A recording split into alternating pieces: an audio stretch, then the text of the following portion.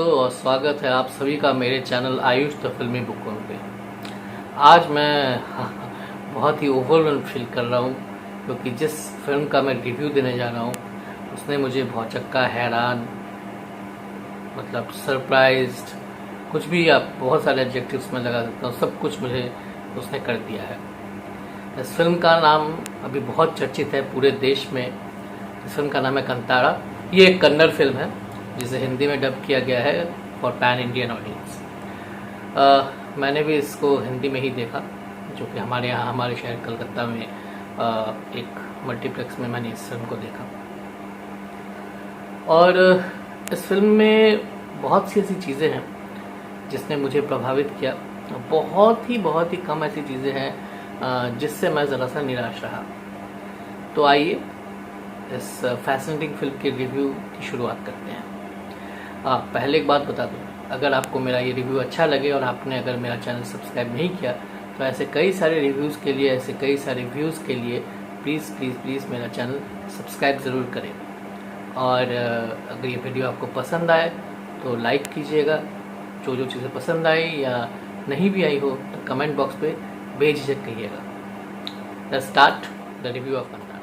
तो कंतारा की जो सेटिंग है वो दक्षिण कर्नाटक के दक्षिण भाग में और केरल के कासरगोड जिले में जो टुलू कम्युनिटी रहती है उनके इर्द गिर्द घूमती है। इस फिल्म की शुरुआत होती है एक राजा के किए हुए वादे से, जो कि ये एक कम्युनिटी से एक वादा करते हैं कि वो उन्हें अपनी ज़मीन जायदाद देंगे जहाँ पर वो अपना गुजर बसर कर सके। और जंगल के पास ही, एक जंगल के पास वो कुछ अपना ज़मीन या जायदाद उनको दे देते हैं। उसके बाद कई सारे साल गुजर जाते हैं, या कहना गलत नहीं होगा कि एक पूरी सदी गुजर जाती है। और फिर हम 1970 के दशक में पहुंचते हैं, जहां पर हम देखते हैं कि उसी राजा का जो एक डिसेंडेंट है वो ये ज़मीन उनसे वापस लेना चाहता है। और एक त्योहार होता है वहाँ पर, भूतागोला, और वहाँ पर एक नर्तक होता है जिसके अंदर जिस देवता के सामने राजा ने वादा किया था वो उनके अंदर समा जाता है, ऐसा वहाँ पर मान्यता है। तो ये जो डिसेंडेंट है राजा का, ये उनका अपमान कर देता है, उनकी इंसल्ट कर देता है पूरी तरह से। और उसके मुंह से ही देवता ये बोलते हैं कि ये खून की उल्टियाँ करके सीढ़ियों पर मरेगा, और अदालत की सीढ़ियों पर ही उस व्यक्ति का निधन हो जाता है। उसके बाद हमको सीधा ट्रांसपोर्ट कर दिया जाता है 1990 में, 90 के दशक में, जहाँ पर हम देखते हैं कि शिवा नाम का उसी परिवार का एक लड़का है जो थोड़ा सा गुस्सेल है, लेकिन दिल का बहुत अच्छा है, मजाकिया है, और वो हर जगह हर चीज़ों में जीतता है। चुप के उसे शिकार करने में बड़ा मज़ा आता है, लेकिन वो सपनों में बहुत कुछ देखता है। वो सपनों में विष्णु के वराह रूप को देखता है, और सपनों में वो अपने पिता को भी देखता है। उसके पिता और कोई नहीं, वही नर्तक थे जो जंगल में जाकर गायब हो गए थे और जिन्होंने इस राजा के वंश को श्राप दिया था। अचानक वहाँ आते हैं एक फॉरेस्ट ऑफिसर, और उस फॉरेस्ट ऑफिसर के साथ शिवा की अच्छी खासी झड़प हो जाती है कई सारे मुद्दों को लेकर। उसके बाद क्या होता है और आखिर में क्या होता है, ये स्पॉइलर मैं आपको नहीं दूंगा। इसके लिए आपको ये फिल्म देखनी पड़ेगी अगर आपने ये फिल्म नहीं देखी हो तो, क्योंकि सभी लोग इस फिल्म को देखने के लिए उत्सुक है और बहुत सारे लोग इस फिल्म को देखने भी जा रहे हैं। तो फिल्म में मुझे क्या क्या चीज़ें अच्छी लगी। देखिए, इस फिल्म में बहुत सारी चीज़ों को बहुत खूबसूरती से एमलगमेट किया गया है, उनको बहुत खूबसूरती से मिलाया गया है। जैसे यहाँ पर एक सिम्बायोटिक रिलेशनशिप दिखाया गया है इंसान और जंगल के बीच। जो इंसान, जो ह्यूमन पॉपुलेशन जंगल के ऊपर डिपेंडेंट रहता है, जंगल के पास जो रहते हैं, उनका एक जंगल से खास रिश्ता रहता है, उनका जंगल के ऊपर बहुत ज़्यादा डिपेंडेंस रहता है। और इस चीज़ को यहाँ बहुत खूबसूरती से दिखाया गया है कि कभी कभी ये होता है कि फॉरेस्ट डिपार्टमेंट में भी कुछ लोग ऐसे आ जाते हैं जो इस रिलेशनशिप को ठीक तरह से समझ नहीं पाते हैं।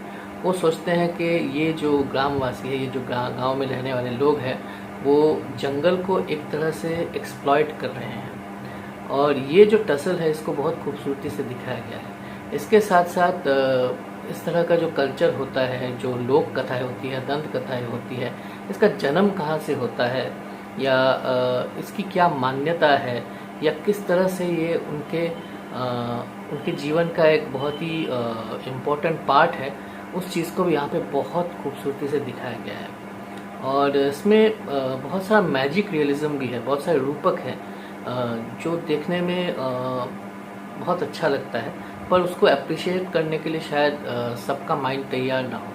हालांकि जिस तरह से इस फिल्म को वाहवाही मिल रही है, जिस तरह की इस फिल्म ने कमाई की है अब तक, मुझे तो ऐसा लगता है कि इंडियन ऑडियंस फाइनली इस तरह के लोकल या कह सकते हैं कि रीजनल कस्टम्स और मान्यताओं को देखने के लिए बहुत ही ज़्यादा इंटरेस्टेड है, और वो जो मैजिक रियलिज्म का जो यूज़ है उसको भी बहुत अच्छी तरह समझती है, वरना ये फिल्म इतने सारे पैसों की कमाई नहीं करती।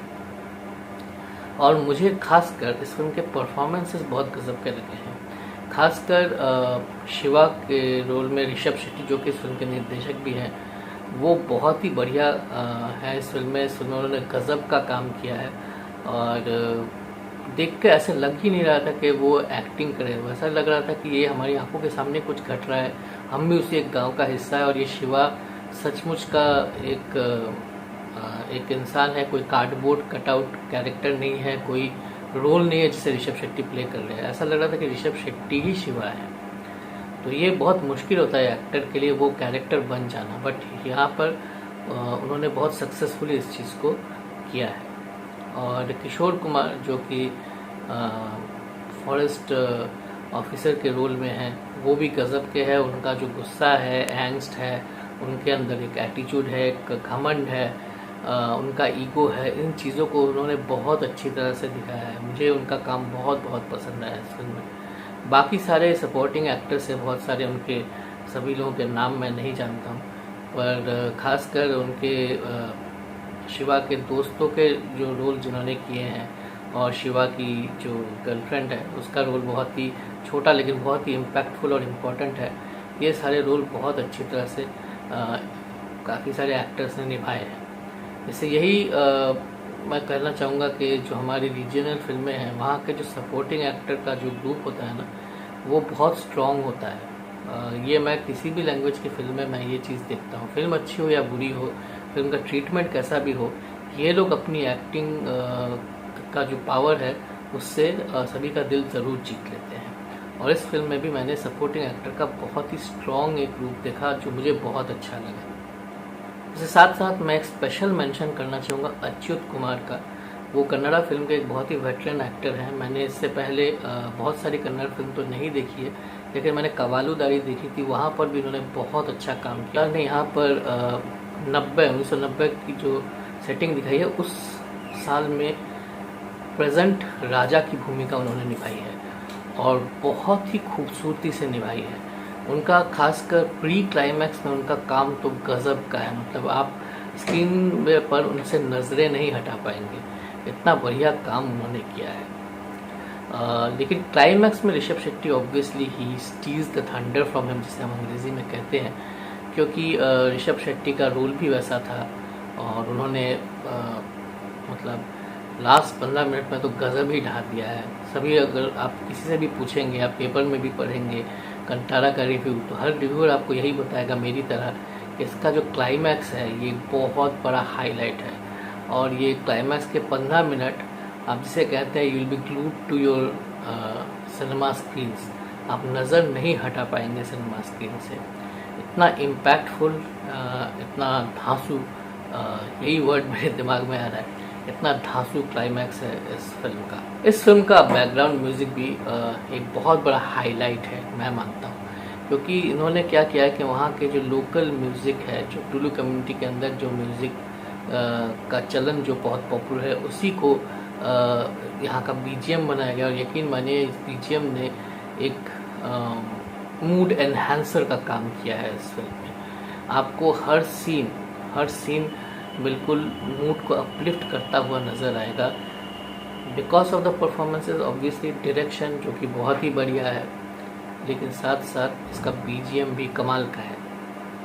फिल्म की सिनेमाटोग्राफी भी बहुत अच्छी है, खास करके जो रात के सीन्स फिल्माए गए हैं फिल्म में, और जो त्यौहार के सीन्स फिल्माए गए हैं वो बहुत ही खूबसूरती से फिल्माए गए हैं। कलरिंग बहुत बढ़िया है इस फिल्म की।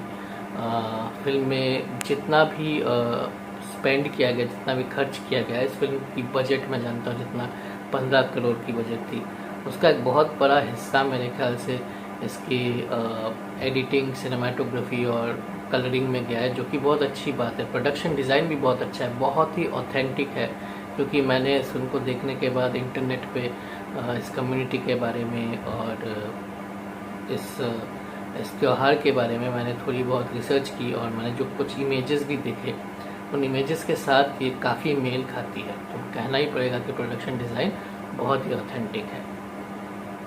अब इस फिल्म की कौन सी चीज़ें मुझे ख़राब लगी? इस फिल्म में ऐसी कोई बहुत बड़ी फ्लॉ नहीं है। मुझे तो ये फिल्म बहुत ही अच्छी लगी। फ्लॉ अगर कुछ ढूंढना ही है तो मैं यही कहूँगा कि यहाँ पर इस फिल्म में ये बहुत ही मेल डोमिनेटेड फिल्म लगी मुझे। इस फिल्म में जो मैंने कहा कि इम्पैक्टफुल और इम्पोर्टेंट ज़रूर है, यहाँ इसमें मेन हीरोइन का उनका नाम शायद सप्तमी गौड़ा है, if I am pronouncing it correctly. तो सप्तमी गौड़ा का जो काम है बहुत अच्छा है, लेकिन उनका रोल बहुत ही छोटा है। उनका रोल अगर थोड़ा सा और बड़ा होता, या शिवा की माँ का रोल जो कि छोटे, उन्होंने बहुत अच्छा, उस अभिनेत्री ने बहुत अच्छा काम किया है, लेकिन उनका रोल अगर और थोड़ा बड़ा होता तो मैं कह सकता था कि इस फिल्म में जो फीमेल कैरेक्टर्स हैं उनको भी बहुत ज़्यादा इम्पोर्टेंस दिया गया है। बट अलास ऐसा नहीं है। इनमें ये फिल्म में शायद स्क्रिप्ट राइटर को ये बात ध्यान में रखनी चाहिए थी। अगर ये कोई डिमेरिट है किसी ऑडियंस की नज़र में, तो मेरी नज़र में कम से कम ये एक डिमेरिट है फिल्म का। और इसके अलावा यकीन मानिए, इस फ्लॉ के अलावा इस फिल्म में मुझे कोई भी खामी, कोई भी फ्लॉ नज़र ही नहीं आई। ये फिल्म एक बहुत ही रूटेड फिल्म है हमारे इंडियन कल्चर या इंडियन सब कल्चर के साथ, और इस फिल्म का हाईलाइट भी यही है, इसका डाउन टू अर्थनेस, इसका रूटेडनेस। और इस फिल्म की सफलता ये भी हमें कह रही है कि रीजनल फ्लेवर या किसी भी प्रांत, किसी भी रीजन का एक फ्लेवर जिस फिल्म में होता है, वो फिल्म आजकल सफलता के झंडे गाड़ रही है। तो अगर आपने ये फिल्म नहीं देखी है, मैं हाईली रिकमेंड करूँगा इस फिल्म को। आप ज़रूर जाकर बड़े पर्दे पर, आई रिपीट, बड़े पर्दे पर ये स्पेक्टेकल कांतारा ज़रूर देखें। मैं स्टार्स तो नहीं देता हूँ, लेकिन अगर मुझे स्टार देना होता है, अगर मैं इस रेटिंग के सिस्टम को मानता, तो मैं इसे 5 में से 4 सितारे ज़रूर देता। तो ये था मेरा रिव्यू कांतारा का। ज़रूर बताइएगा आपका फीडबैक इस फिल्म के बारे में क्या है। So see you in my next video. Thank you, tata, शब्बा खैर, गुड नाइट।